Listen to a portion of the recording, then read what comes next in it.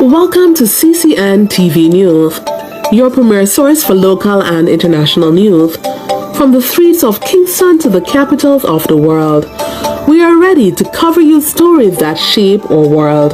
Stay tuned for breaking news. Tonight, we take a closer look at one of Jamaica's most powerful and controversial media voices, Clifton Gladstone Patrick Cliff Hughes. For decades, he's been celebrated as a fearless journalist, a sharp interviewer, and a media leader.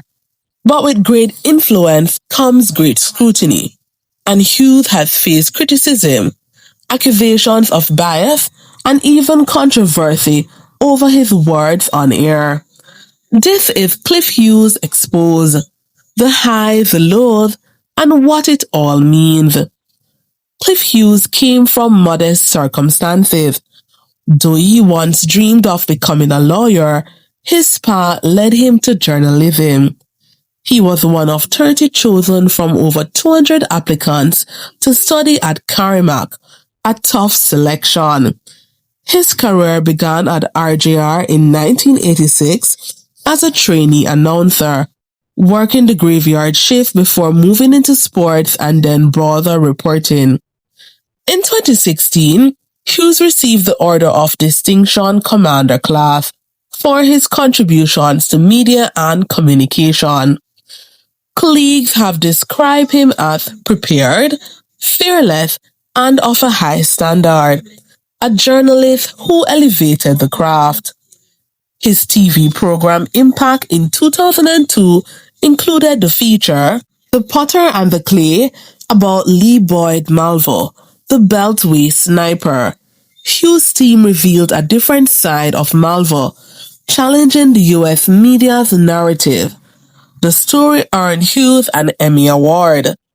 In 1991, he became director of television at the Jamaica Broadcasting Corporation, a major achievement at a relatively young age. Hughes has often said, he does not pretend to be fully objective, but insists on fairness, representing opposing views even when he has a personal stance. Mentors such as Janet Mowat influence his approach to broadcasting and ethics. As principal of Nationwide News Network, Hughes built one of Jamaica's most influential media platforms. Nationwide News is widely respected, but also often at the center of heated political debate. Critics, particularly from the PMP, have accused Hughes and his team of favoring the JLP. PMP General Secretary Dr. Dayton Campbell has gone as far as describing Nationwide News Network as an incubator for the JLP because some of its staff later accepted government posts. Supporters of Hughes eventually said, rejecting this, it's proof of NNN's success at producing high-level professionals, not bias. In August 2025, Hughes sparked backlash when he suggested that someone should box Dr. Campbell and tell him to shut your mouth. The PMP demanded an apology, arguing that such rhetoric fuels hostility in Jamaican politics. Commentators described the incident as a troubling example of Jamaica's increasingly combative political discourse.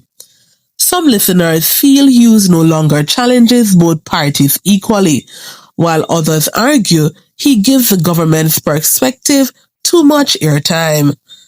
On social media, individuals have voiced sharp criticism of his style and commentary. While some of these claims remain opinions and not independently verified, they reflect how divided public perception of Hughes has become.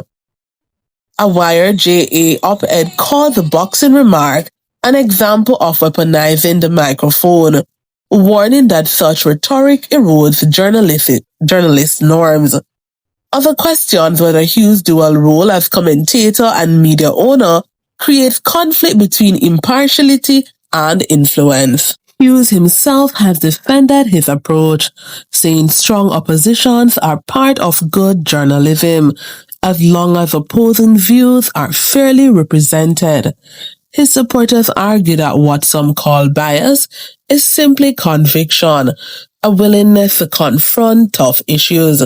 His awards, international recognition, and national honors show he has delivered significant value to journalism in Jamaica. What does Hughes' career reveal about the state of Jamaican media? How do we balance free commentary with responsible speech? And as political polarization grows, what role do media leaders like Hughes play in shaping or straining democracy? Cliff Hughes' story is one of achievement and controversy.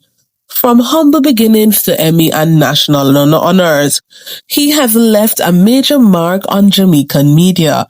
But his critics say, with his growing influence, he sometimes crosses the line of balance and civility. The truth may lie somewhere in between, in the complex space where journalism, politics, and power collide. One thing is certain, Cliff Hughes is not just reporting Jamaica's story, he is a part of it.